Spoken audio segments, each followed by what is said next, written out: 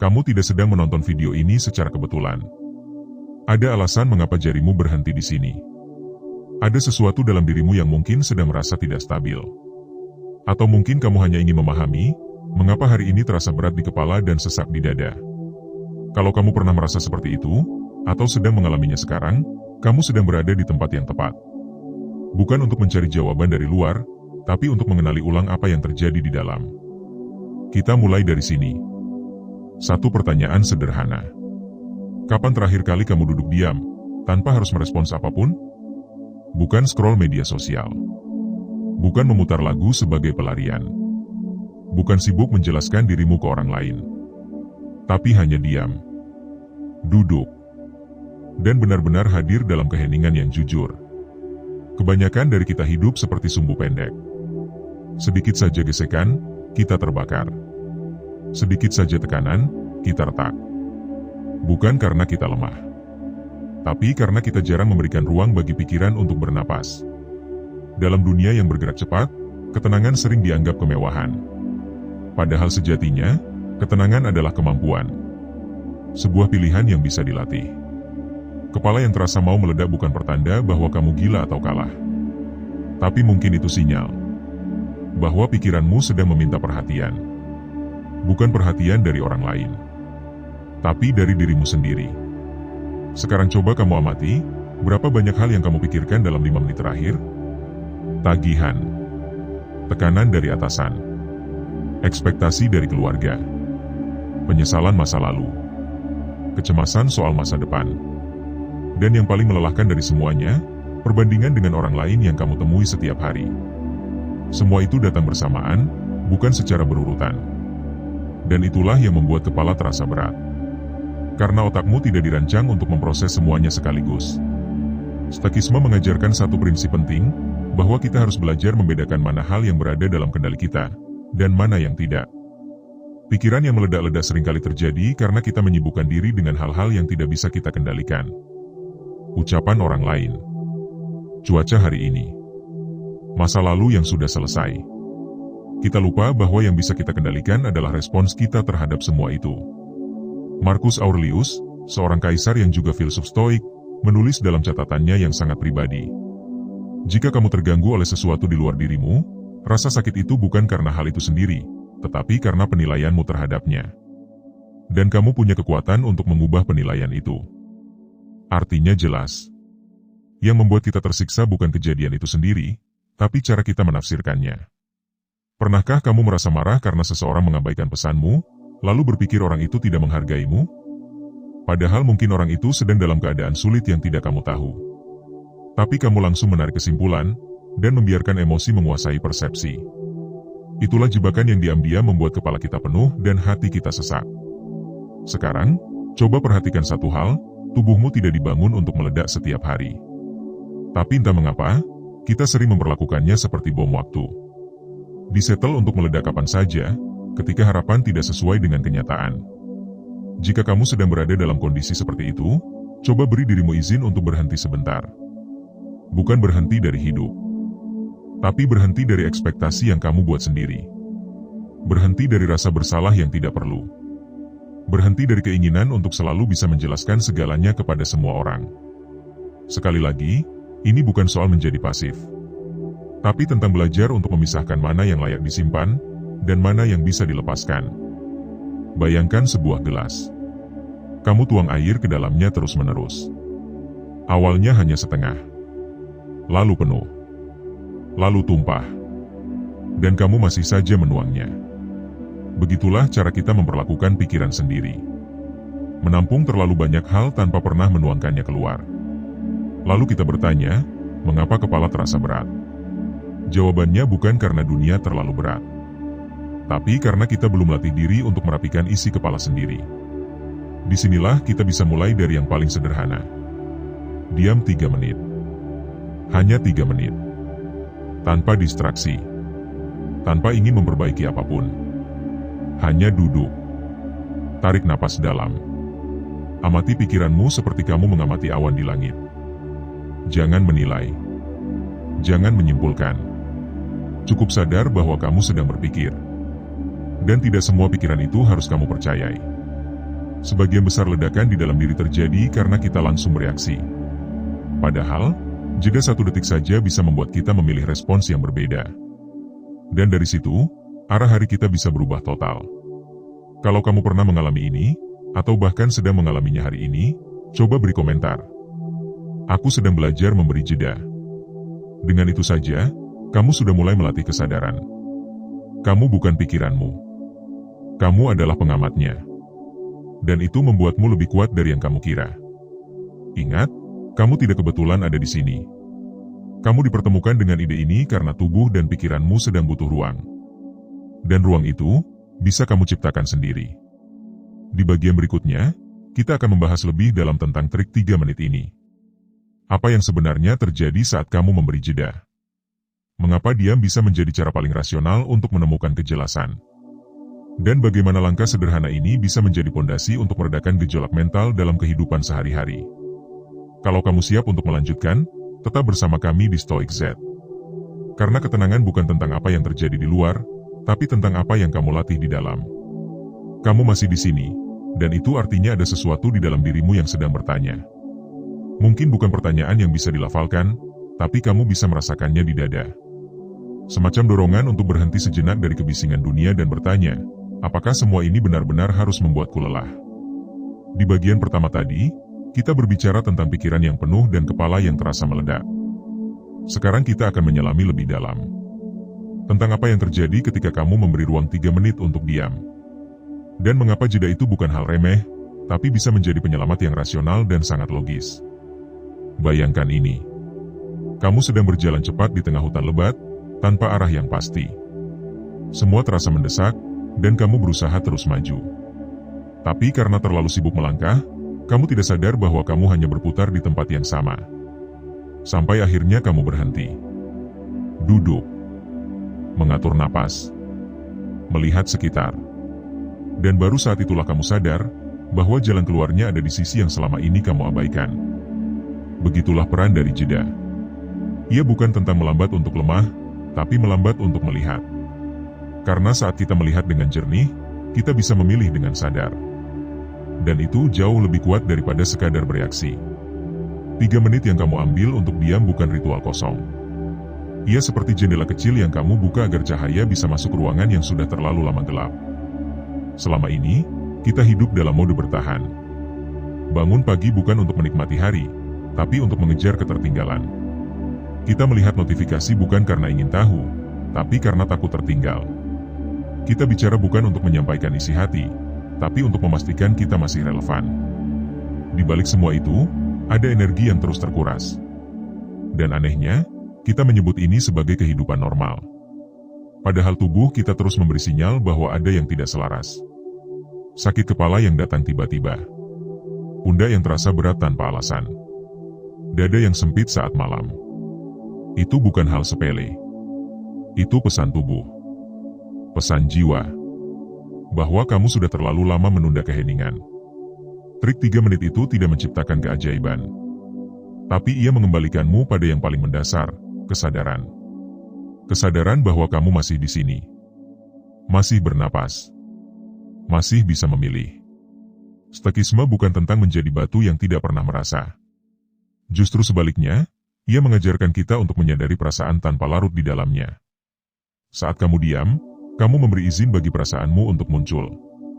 Dan saat perasaan itu muncul, kamu bisa melihatnya tanpa harus langsung percaya padanya. Emosi bukan musuh. Tapi mereka juga bukan pemimpin. Mereka adalah tamu. Datang dan pergi. Kamu hanya perlu memperlakukan mereka seperti kabut pagi. Tidak usah diusir, tidak perlu diikuti. Cukup diamkan dan biarkan perlahan hilang saat matahari naik. Jeda yang kamu ambil bukan soal teknis, tapi soal pengakuan.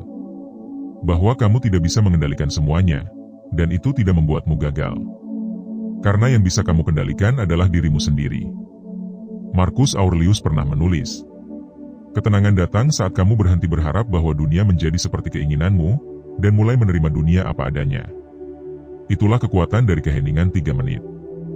Ia tidak mengubah dunia di luar, tapi ia mengubah bagaimana kamu menatap dunia. Dan seringkali, itu lebih dari cukup.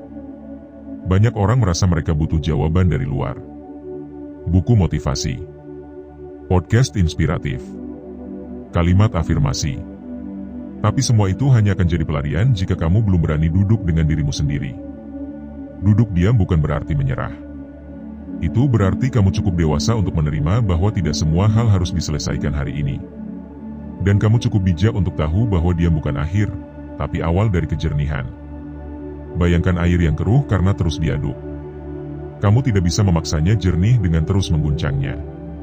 Yang kamu butuhkan hanyalah membiarkannya diam. Dan seiring waktu, kekeruhan itu akan mengendap. Begitu pula dengan pikiranmu. Kamu tidak perlu melawan semuanya hari ini. Kadang kamu hanya perlu membiarkan semuanya tenang, agar yang penting bisa terlihat. Saat kamu mengambil jeda, kamu memberi ruang bagi kebijaksanaan untuk bekerja. Dan dalam ruang itu, kamu akan menemukan sesuatu yang tidak bisa ditemukan dalam kebisingan, kehadiran. Kehadiran adalah saat kamu benar-benar sadar akan detik ini. Bukan kemarin. Bukan besok. Tapi sekarang. Dan hanya dalam kehadiran itulah, kamu bisa memilih dengan jernih. Banyak dari kita hidup dalam autopilot. Marah tanpa tahu kenapa. Sedih tanpa bisa menjelaskan. Tertawa hanya karena semua orang tertawa. 3 menit keheningan adalah cara untuk mengambil alih kembali kendali atas kesadaranmu. Jika kamu sedang merasa terlalu penuh hari ini, jangan buru-buru mencari pelarian. Buka ruang kecil di dalam. Duduk. Tarik napas. Amati. Bukan untuk membuat semua beres. Tapi untuk menyadari bahwa kamu sedang hidup, dan itu sendiri sudah sangat berarti. Dalam keheningan itu, kamu mungkin akan mendengar suara-suara yang selama ini tertimbun. Suara dari luka lama. Suara dari harapan yang tak pernah sempat diutarakan. Suara dari dirimu sendiri, yang selama ini kamu abaikan. Dan pada saat itulah, kamu mulai mengenal dirimu sendiri lebih jujur. Bukan berdasarkan citra yang kamu tampilkan di luar, tapi berdasarkan kesadaran yang kamu temui di dalam. Keheningan bukan tempat yang menakutkan. Ia hanya terasa asing karena kita jarang berani memasukinya. Tapi sekali kamu masuk, kamu akan menemukan bahwa di sanalah ruang paling aman bagi jiwa. Banyak orang mencari ketenangan di luar. Di pemandangan alam. Di kata-kata indah. Di ruang ibadah. Dan semua itu baik. Tapi jika kamu belum menemukan ketenangan di dalam, semua itu hanya akan jadi pengalih. Ketenangan sejati adalah saat kamu bisa duduk sendirian, dan tidak merasa kosong. Karena kamu tahu, ada sesuatu yang lebih besar dari segala kebisingan. Sesuatu yang selalu hadir, bahkan ketika dunia terasa menjauh. Itulah hubungan terdalam dengan diri dan penciptamu. Ketika kamu mulai sadar bahwa setiap tarikan napas adalah anugerah. Bahwa setiap detik yang kamu lewati bukan sekadar waktu yang habis, tapi ruang untuk kembali mengingat. Dalam ajaran spiritual yang lebih tinggi, termasuk dalam Islam, tahajud disebut sebagai momen paling sunyi ketika seorang hamba bisa berbicara kepada Allah tanpa distraksi.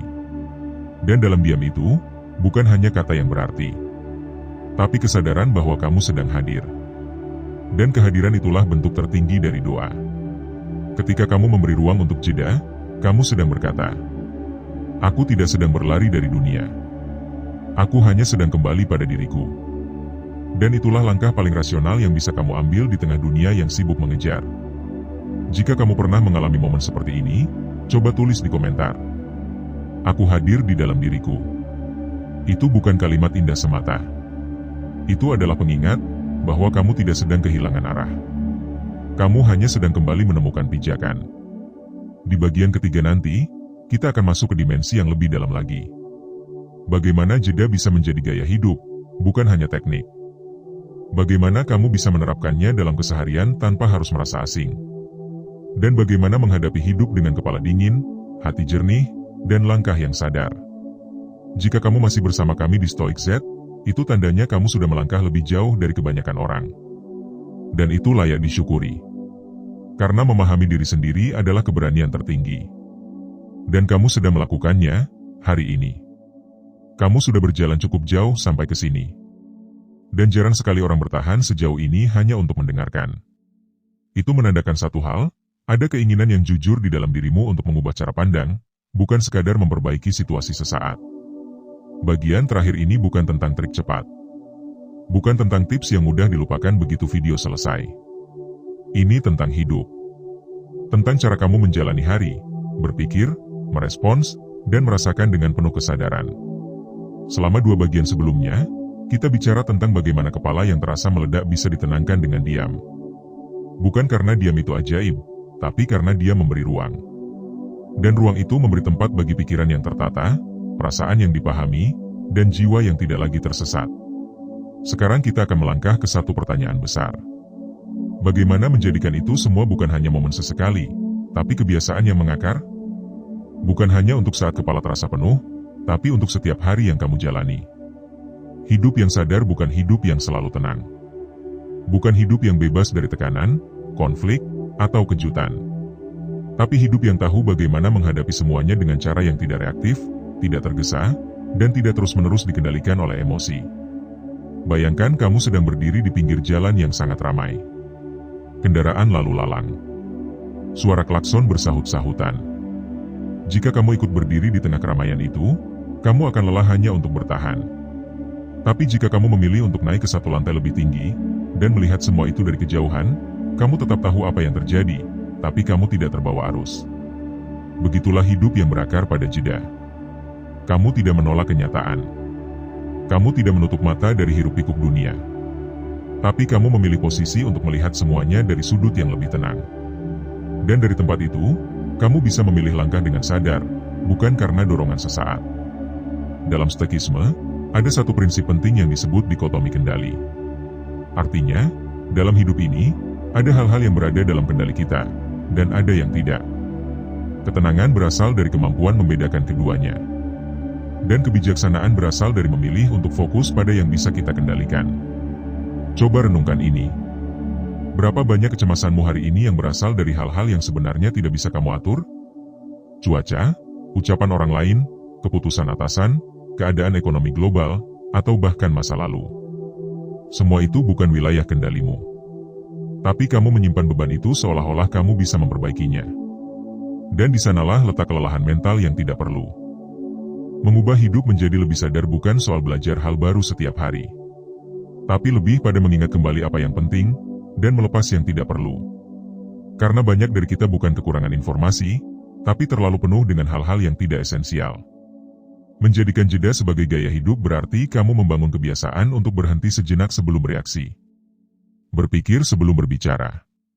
Menunda jawaban agar kamu bisa memberi respons, bukan hanya reaksi otomatis. Dan itu bukan kelemahan, tapi kekuatan yang langka. Kita hidup di zaman yang serba cepat. Balasan yang lambat dianggap tidak peduli. Orang yang tidak aktif di media sosial dianggap tidak eksis. Diam dianggap kalah. Padahal diam, dalam banyak situasi, adalah pilihan sadar yang menyelamatkan banyak hal. Dalam ajaran spiritual, banyak tokoh besar yang menghabiskan waktu mereka dalam keheningan. Bukan karena mereka tidak mampu berbicara, tapi karena mereka tahu bahwa tidak semua hal layak ditanggapi. Kadang, hanya dengan tidak menanggapi, kita sudah menunjukkan siapa diri kita sebenarnya. Membiasakan diri untuk hidup dengan kesadaran berarti kamu menjadikan setiap aktivitas sebagai latihan mental. Saat menyeduh kopi, kamu hadir. Saat berbicara dengan orang lain, kamu benar-benar mendengarkan. Saat berkendara, kamu tidak memikirkan 10 hal sekaligus. Kehadiran seperti ini tidak membuat hidup membosankan, justru sebaliknya, membuatnya lebih kaya. Ada keindahan yang tidak bisa dirasakan ketika pikiranmu meloncat ke masa depan. Ada rasa syukur yang tidak akan muncul kalau kamu terus hidup dalam bayangan masa lalu. Semua itu hanya bisa tumbuh dalam satu titik waktu, saat ini. Dan untuk bisa benar-benar hidup di saat ini, kamu perlu latihan. Latihan untuk menunda reaksi. Latihan untuk memerhatikan pikiran. Latihan untuk tidak terjebak dalam asumsi atau persepsi yang belum tentu benar. Saat kamu mulai menjalani hari dengan cara seperti ini, kamu tidak hanya menghindari kepala yang meledak, tapi kamu sedang membangun otot mental. Dan seperti halnya otot tubuh, kekuatan mental tidak tumbuh dalam satu malam. Tapi sedikit demi sedikit, lewat konsistensi. Tidak perlu perubahan besar. Cukup komitmen kecil, seperti 3 menit setiap pagi untuk diam. Atau 1 kali dalam sehari untuk benar-benar mendengarkan diri sendiri. Atau kebiasaan menulis pikiran setiap malam sebelum tidur.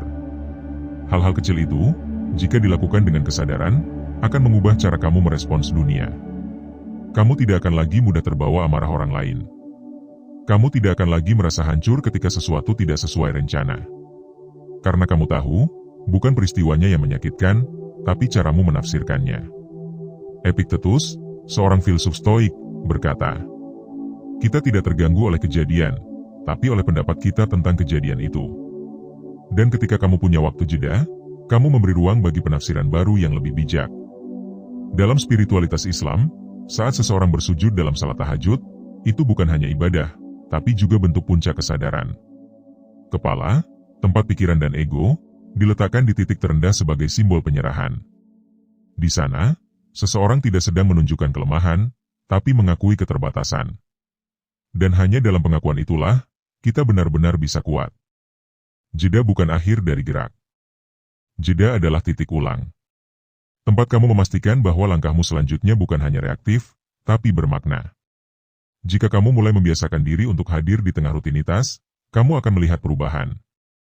Bukan perubahan dari luar, tapi perubahan dari cara kamu memaknai hidup. Dan disitulah kekuatan sejati dimulai. Kepala tidak akan lagi mudah meledak karena kamu tahu bahwa tekanan bukan berasal dari luar, tapi dari cara kamu meresponsnya. Dan kamu punya pilihan. Setiap saat. Sampai di titik ini, jika kamu masih bersama Stoik Z, berarti kamu bukan sekadar mencari solusi sesaat. Kamu sedang memulai perjalanan. Perjalanan kembali ke dalam. Dan itu perjalanan yang paling penting. Jika kamu merasa terhubung dengan semua ini, tulislah di kolom komentar. Aku memilih sadar. Itu bukan deklarasi kesempurnaan. Tapi pengakuan jujur bahwa kamu ingin hidup dengan kepala yang tenang dan hati yang utuh. Terima kasih sudah melangkah sejauh ini. Ingat, kamu tidak perlu menunggu dunia menjadi tenang untuk menemukan ketenangan. Karena dunia tidak akan pernah berhenti berisik. Tapi kamu bisa memilih untuk tidak ikut gaduh. Dan dari pilihan itulah, hidup yang baru dimulai.